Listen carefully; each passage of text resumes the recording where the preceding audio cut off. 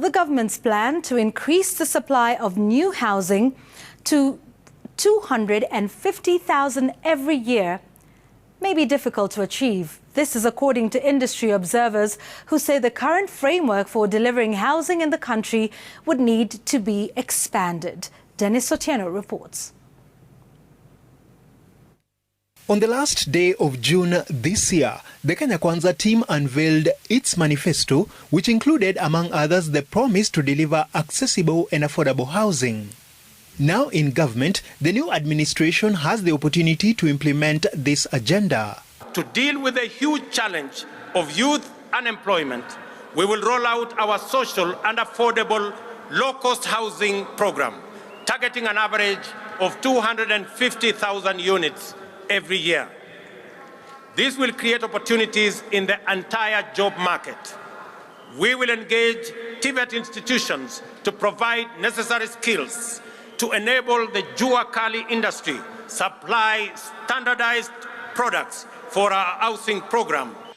Industry observers, however, reckon the plan may have been too ambitious and is likely to encounter challenges. A very cheap house is going to cost you at least, 1 million, 1.5 million. So to deliver 250,000 houses, and that's in 1 year, means you likely have a budget of about 300 billion. That is the entire county government's budget, all combined. And you're saying that, does government even have that sort of resource? Superior Homes Kenya Chief Executive Officer Shiv Arora says this translates to 684 houses daily, a feat that is hard to achieve, bearing in mind that it may take at least 3 years before the necessary infrastructure is put in place.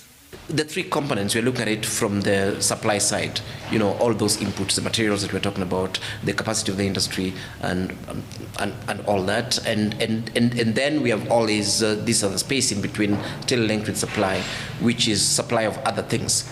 You are looking at supply of land, in particular urban areas. You are looking at issues around regulations. You are looking at issues around standards.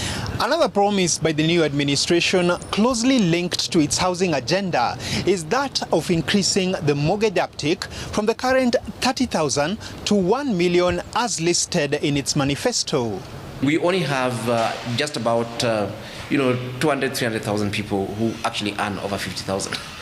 So where will the 1 million come from? In 2017, the then President Uhuru Kenyatta promised to build 500,000 affordable housing units by the end of his term. However, this target was never achieved due to budgetary constraints. Industry experts say the government can provide incentives and adopt a public-private partnership model in gradually addressing the housing shortage in the country. Dennis Otieno, Citizen TV.